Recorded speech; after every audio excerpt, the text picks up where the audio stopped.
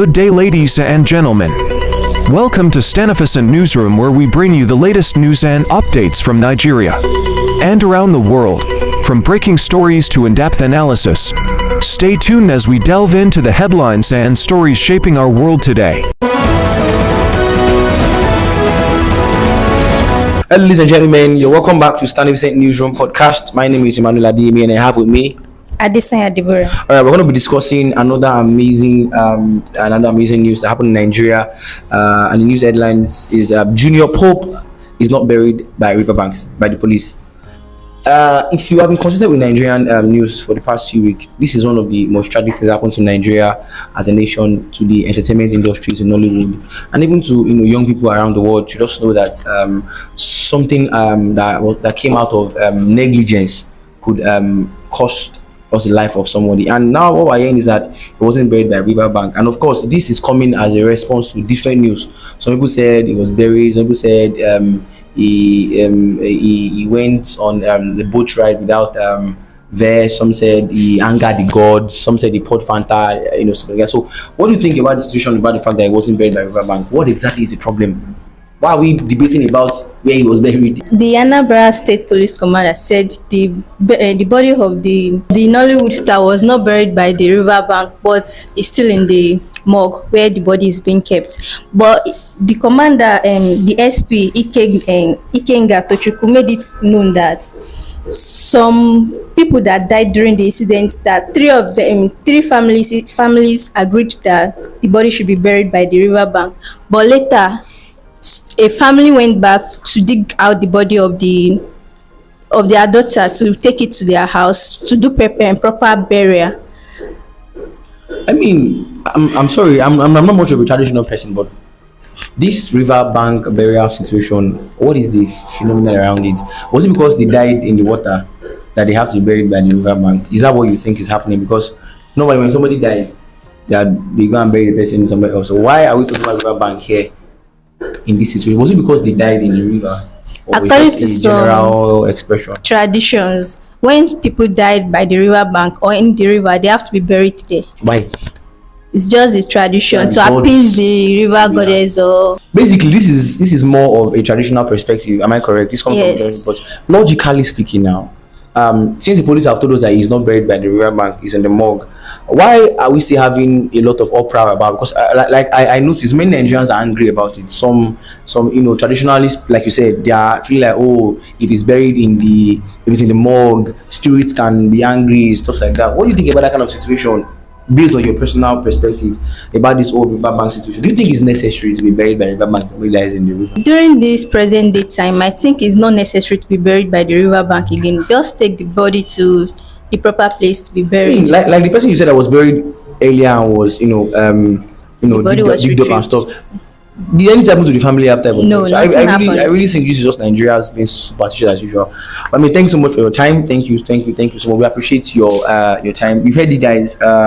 We are indeed expressing our condolences once again to the family of Jnr Pope. We want the world to know that we are very, very, very passionate about life, and as a company, as a team, we are expressing our condolences. Thank you so much, Miss Deborah. Thanks for your time. We appreciate you. Thank you.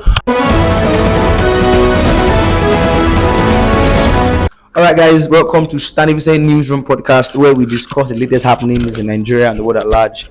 My name is Emmanuel Adeyemi, and I have with me Sonia Emmanuel. We're going to be discussing another amazing news. That the headline is US-based Nigerian bodybuilder dies 18 days after being shot by wife. It was recorded at the early hours of 15th of April 2024 that a US-based Nigerian bodybuilder named Michael Chidozie, 26 years old, had died 18 days after he was shot multiple times by his wife in the middle of an argument on the 21st of March in the front of their children. Before we even go further, when you came across this news, how did you feel about it? I felt bad because the wife killing the husband in the front of the children is very wrong, because I felt bad when I heard so traumatic for the children. Yes, because you growing up knowing that it was your mother that killed you. Yeah, that killed your dad and the rest. Because of an argument. Yes. But I mean, based on your research and all, what was the argument about? Was it infertility? I mean, before a woman can pick up to shoot her husband, it has to be something very serious. According to the report, it was not mentioned It was only mentioned that They had an argument. they had an argument in their apartment, and the wife shot the husband four And it wasn't times. just once, so it was 4 times. Yes, 4 times. Wow. Trust me, that's so tragic. I mean, based on your experience as a young lady, what do you think? Now that we don't even know the real reason why, but what do you think? Let's just assume. What do you think would be the reason why something like that happened? I mean, in your own why? What's the widest thing that can happen to a relationship that will make the wife to shoot her husband? You know, abroad women, they are tempered. Yeah, they are tempered, and I don't know, maybe infidelity. They are not like African women here that can condone a lot in their husband's house and the rest. So I feel maybe it might be infidelity. Wow. So maybe I mean that's a huge speculation, but trust me, I think we can safely say that the man is gone. Yeah. But how do you think the kids are going to cope? Because I mean, one thing I know about the American constitution is that for that kind of woman now, the children are going to be taken away from her. Yeah. Even if she's not convicted for murder, of which she's going to be convicted for murder, even if she comes back, the children will be taken away from her. So those children leaving their parents, just going to a foster home to start living their life, how do you think they are going to cope? And how do you think it's going to affect their mentality of life as a whole? For me, because these children, they are still young, 2 years and 3 years. So maybe they might not understand what is happening now. But I believe in future, even if maybe the mom did not tell them, they might definitely get the news from relation and the rest. And you feeling that is my mom that killed your father, you might develop hatred for her, and you don't want to have any relationship With her. or her. So you really think it's going to affect the children in future? Definitely, it will affect the children. But was there any report about the woman's expression? Was she remorseful after the situation, or was she still trying to claim rights and stuff about something like that? I don't know, but according to the reports, they say when the policemen came to the apartment, the woman was holding the husband. So I believe it might be out of anger that made But how did she get the gun? Is she in the police force? It was not reported. I don't know. According to the report I got from Punch News headline, it was not reported, but according to the report, it said that the woman was holding the husband when the police arrived. Yeah, they took him to the hospital, then died after 18 days. Yeah. He was on life. He struggled for his life. Yeah, he was on life support then before he gave up the ghost. Thank you so much for such accurate research. Thank you for expressing yourself. We appreciate your presence here. This is Stanificent Newsroom Podcast, where we give you guys the latest happenings in Nigeria. We express our condolences to the families and, of course, the children, wherever they are. We pray that God is able to keep their hearts and help them from, expressions like this. Thank you so much for your time. Sonia, thank you guys for listening. Alright guys, welcome to Stanificent Newsroom Podcast, where we discuss the latest happenings in Nigeria and the world at large. My name is Emmanuel Adeyemi, and I have with me Abigail Iviero. We're going to be discussing another amazing headline in full, which is Nigerian to Canadians to host town hall with Peter Obi. Miss Abigail, what do you think about this news, and how did you feel when you saw this headline? I think it's a very, good initiative by these people that have come together to put up this town hall meeting. It is very important because we have some Nigerians living in the diaspora. So this will help to kind of unite the Canadian people and the Nigerian people together. Oh, thanks so much. I mean, it was recorded that the event was scheduled to hold on Friday, May 3rd, and the idea is to bring Nigerians and Canadians together. And I mean, one of the most important things I believe that Nigeria needs now is unity. Am I correct? So Yeah. I believe that this initiative was birthed with the goal to unite both Nigerians here and those in the diaspora. So I mean, finally, what impact do you think this is going to have on Peter Obi's campaign?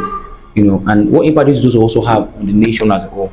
Because I believe it's possible for something to impact an individual, but not necessarily impact the entire nation. So we're talking from both perspectives. How is it going to impact Peter Obi, this alliance, this initiative, and how is it also going to impact the nation positively, of course?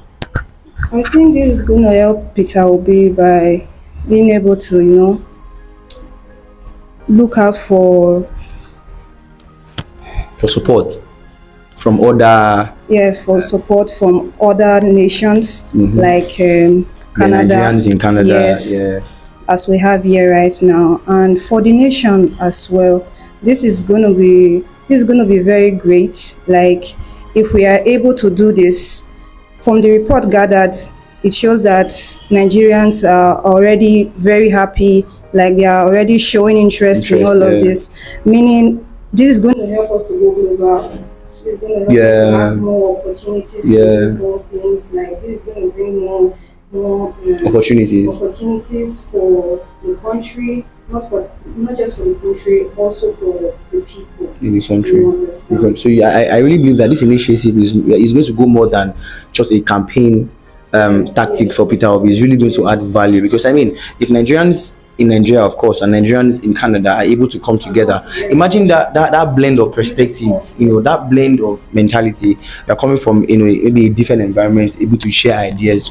I think that's something that Nigeria really lacks, the ability to harness ideas from different places. And if this initiative can start here, who knows how big it can become in future. So I mean, finally, what advice will you give to maybe Nigerians and other nations? Do you think it's something they should also be able to embrace, to achieve? I would advise that this should not just stop here. Okay. It should, it should grow. It's something that should grow, so that other nations, Nigerians in other nations, we can be able to build a force, build an alliance, so that if something is happening or anything, we will be able to, stand together, be aware, be able to build a strong force together. I think other nations should emulate this. It's going to be very good. Wow, thank you so much. I appreciate your time. That is another expression from Stanificent Newsroom Podcast. This is truth of a truth. Everything is not just going bad in Nigeria. We are having some great news. We are able to see improvement in unity, which is a very, very, very, very great part, a very, very essential expression in Nigeria. Thank you so much, Ms. Abigail, for your time. I appreciate you. Thank you so much, guys, for listening. See you on the next podcast. Thank you. That's all for today's broadcast. Thank you for joining us. Stay informed, stay safe, and we'll see you back here next time for more news coverage. Stanificent Newsroom, bringing all things new.